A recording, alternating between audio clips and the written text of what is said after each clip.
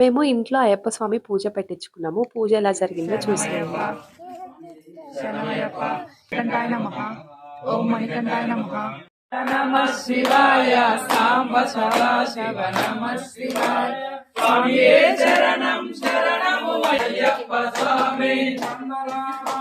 అయ్యప్ప స్వామి. పూజా భజన అయిపోయిన తర్వాత ఇప్పుడు అయ్యప్ప స్వామికి నైవేద్యం తెస్తున్నారు.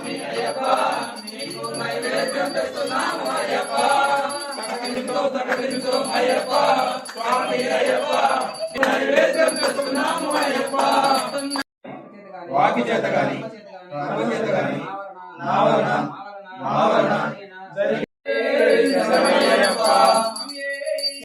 స్వామికి నిత్య జయ మంగళం. మా మణికంఠ స్వామికి నిత్య శుభ మంగళం. పూజ అంతా చాలా బాగా జరిగింది. పూజ జరుగుతున్నంతసేపు చాలా ప్రశాంతంగా పాజిటివ్గా అనిపించింది. నైవేద్యంగా సేమియా, పూరి, ఇడ్లీ, బోండా, వడ చేసాము. దాంట్లోకి పల్లి చట్నీ, అల్లం చట్నీ, సాంబార్ చేసాము.